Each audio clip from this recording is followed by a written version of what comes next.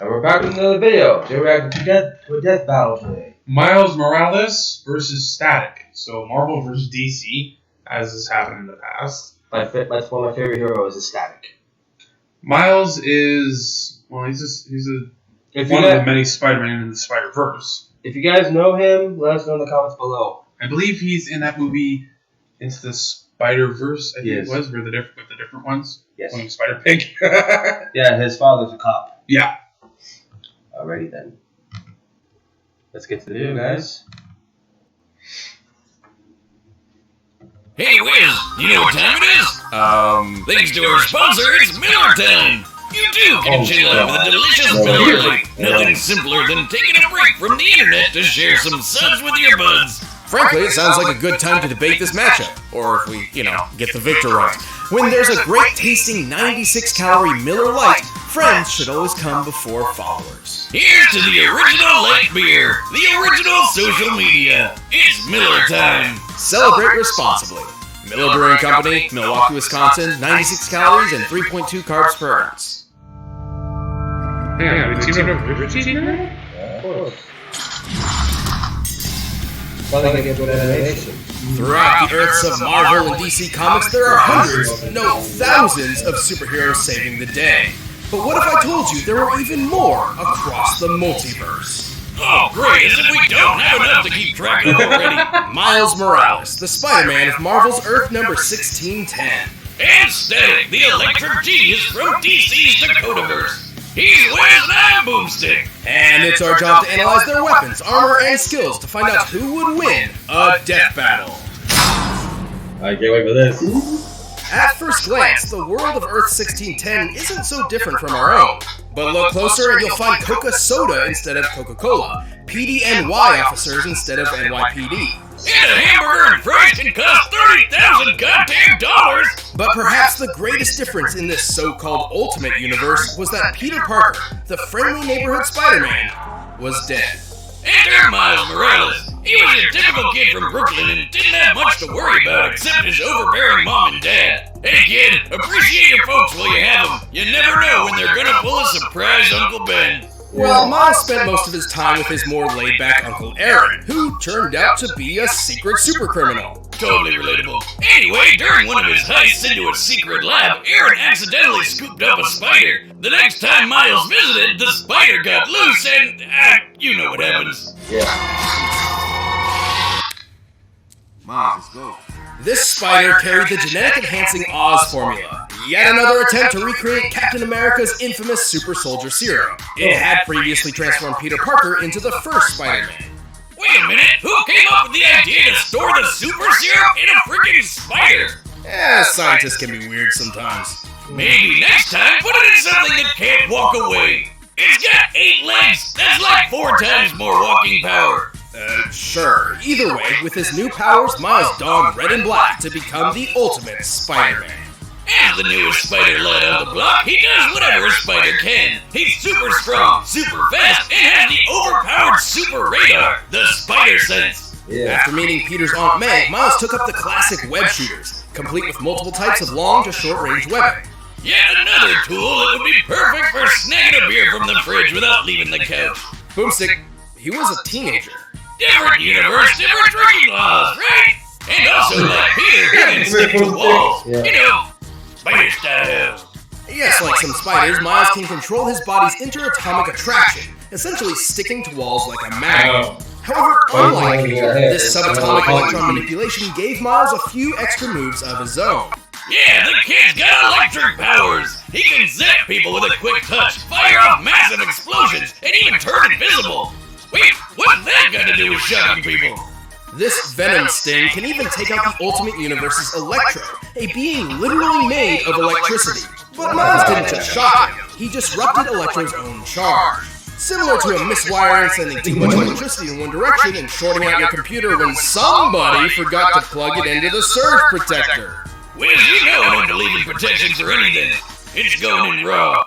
Anyway, as the new Spider-Man, Miles obviously had a lot to live up to. After his Uncle Aaron died in front of him, Ha! Told you somebody would pull a Ben! Miles pushed past the heartache. He persisted. living up to Peter's ideals, and eventually stepped out of his shadow to be Spider-Man in a way only he could. Oh yeah, what's up, Danger? He can blast apart a building-sized monster and survive being slammed around by the giant Cassie Lang. That's Ant-Man's daughter. He's smart enough to hack military drones and quick enough to destroy an alien device in a microsecond. Essentially, he needed to open and close a portal in an impossibly short time frame to prevent an alien force from invading. It's a long story. Point is, he's super fast. With his spider sense, he can react to things before they even happen. He's super tough, too. He even survived being caught in this giant super collider exploding. Measuring the size of this hole using real-world maps of New York and solving for fragmentation, we know this explosion must have been equivalent to about 222 tons of TNT. Sure, that's not technically canon to the comics, but guys, main series Spider-Man has done way crazier things. I mean, he has the same powers, and Miles has even beat the crap out of him. Classic Pete can bench press 130 tons, uses spider sense to dodge beams of light, and ripped apart Doc Ock's robo-arms, which once survived a 2-kiloton nuclear explosion. So I'd say the Super Collider beat checks out. Unfortunately, Miles' electric powers can tire him out, and his spider sense does not protect him automatically, serving more as an alarm or proximity sensor. But the Aries proved himself to be the best successor a Spider-Man could ever want, and more. He even got pulled into the main Marvel timeline when they blew up the Ultimate Universe. Miles Morales is truly one of the greats. Don't wash them out. Wash the hands. Despite growing up in the most crime-filled neighborhood of Dakota City, Virgil Hawkins was a pretty chill guy. He spent his time playing D&D, reading comics, you know, typical nerd stuff. But he had one major problem, the classic sitcom bully. No teenage story is complete without it. During school, he was frequently harassed by local gang leader Francis Stone. Virgil's only refuge was one of his few friends, Larry Wade. Larry convinced Virgil there was only one way to get rid of Francis for good.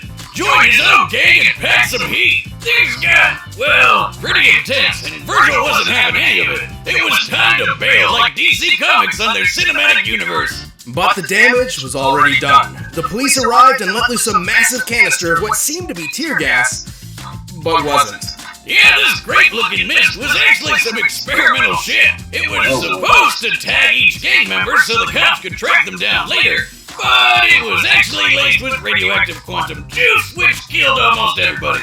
I hate it when that happens. Luckily, Virgil was one of the few who survived, but the quantum juice still had an effect. You could say he was shocked to find out what it did. Yes, he began to develop electromagnetic powers. Before this, Virgil always felt out of his league, but now he was in a league of his own and became the superhero Static.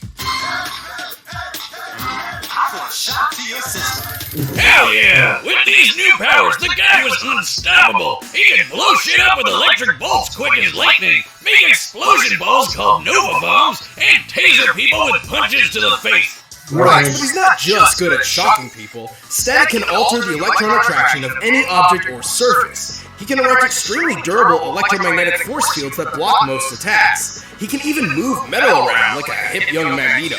And slip metal under his feet to take to the sky. His favorite ride is the Static Saucer, a giant frisbee that doubles as a shield and buzzsaw.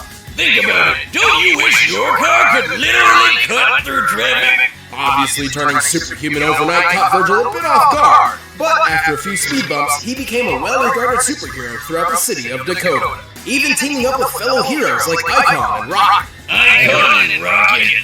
Come on, where's Batman and Wonder Woman? Oh, I should mention that while Static is part of the DC Universe, he did not start there.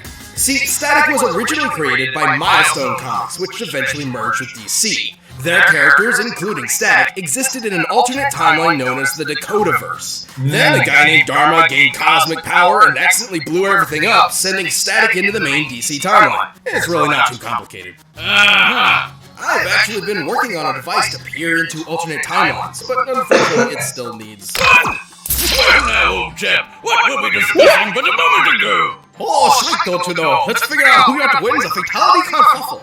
Yes, I'm the top. Let's begin, my fellow Ultracommodarian. I regret everything. Oh, do it again! No! I'm sure that's fine. Well, no matter the universe, Static was always one-upping himself. He learned how to see ultraviolet light and how to make people glow. Wait, what's that got to do with shocking people? That would be his ability to detect bioelectric auras. Static can also create power-draining plasma coils, disrupt the electrical impulses of others, and empower or heal himself by draining energy from outside sources. He can literally reattach his severed arm with shock power. I'm not even joking. Look at this. Since when can electricity do that?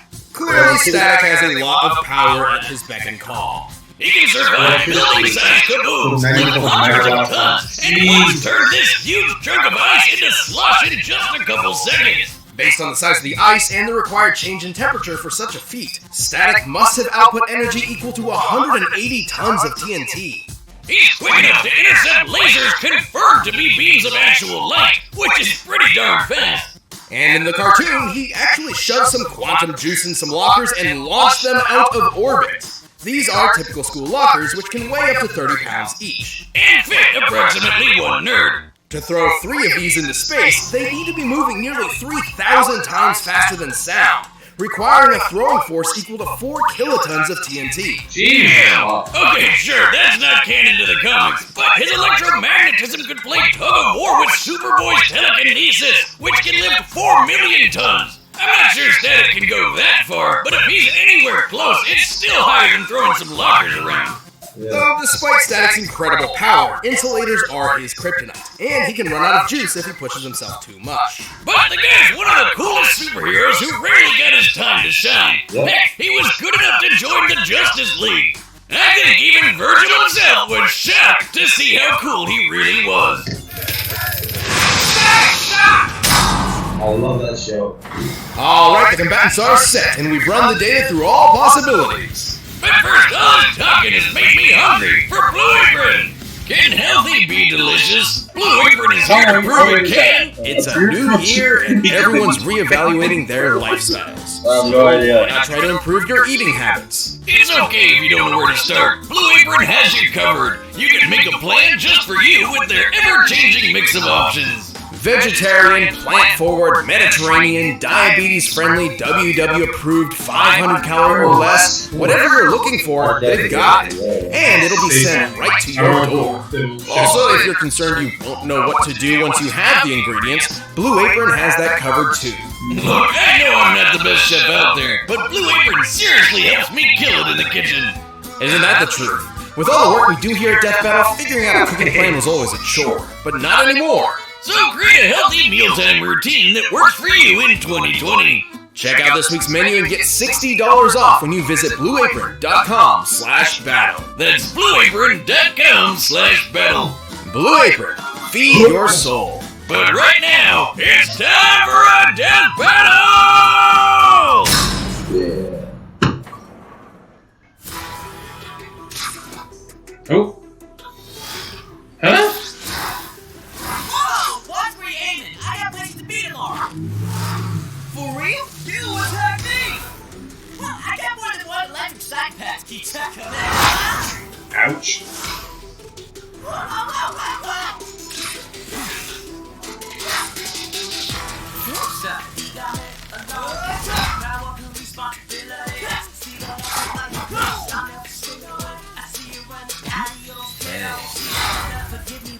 Oh yeah, I forgot about that. Attacking road electrons. What's up with that? I call that the summertime. I call this my taser punch. That's the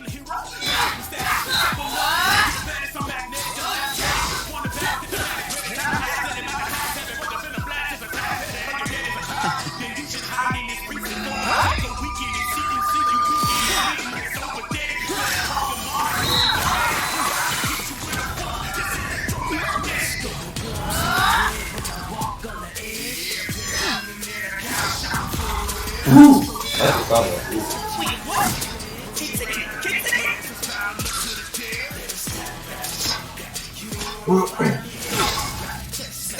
Stop thinking!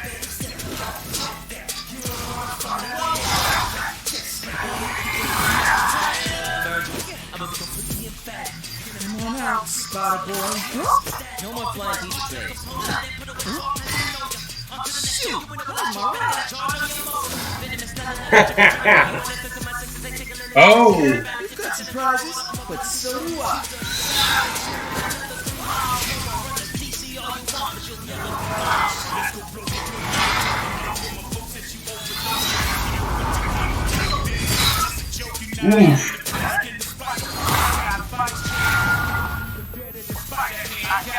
Oh, I forgot you could do that. I didn't.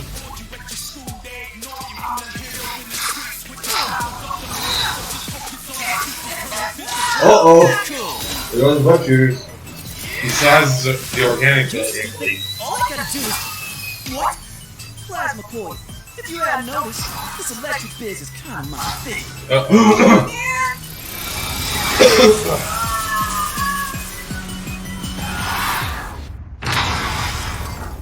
Did he do it? That was tough. Yeah! Looks like we're kicking off this year with a bang. Poor Miles, though. Honestly, I'm surprised how this turned out. At first glance, Miles appeared to have a good chance of victory. He was definitely physically stronger than Static. He would have totally won an arm wrestling contest. But Virgil's overwhelming electric power put him at a level above the young Spider-Man. Oh yeah, overall Static's feats were way above Spidey's, even when we scaled Miles to classic Peter Parker's biggest feats. Static definitely had the oomph to take Miles out, but Miles had no easy way to get around his force field. The variety of techniques at Static's disposal also rent many of Spider-Man's abilities moot. Like how Spidey's invisibility didn't matter when Static could light him up like a Christmas tree, and his speed was so similar to what the Spider Sense could give Miles that the Super Radar wasn't that big of a help. Remember, just because he knew an attack was coming didn't always mean he could dodge it in time. And, well, shockingly, Static only needed to hit him once. See, his electromagnetic manipulation gave him control over Miles' wall crawling and other abilities. As soon as he got a hold of Miles' bioelectric aura, it was basically all over. But hey, Miles and all the other Spider-Men fight Electro all the time, and they have no problem dealing with him. Why was Static any different? Simply put, every iteration of Electro pales in comparison. He has no feats of power that come even close to Static, and frankly, he's an idiot. This was a fascinating matchup, but... Oh no, not again! Yay! Mr. Morales put up a very good show, and yet Mr. Hawkins had an outdone in breathtaking power, stalwart defense, and veritable versatility! Oh, he was just miles ahead of him, don't you know? The victor is Static. Hang on. What? Boomstick sounds like he's from the South. Yeah. Yet when Wiz does it, he sounds like he's an Irishman. That doesn't make any sense. No, it does not. And Deathbattle, for the record, please don't swap them again. That was too weird. My brain could not handle an intelligent Boomstick and a dumb Wiz. I could not handle it. I just took my surprise. I couldn't handle it.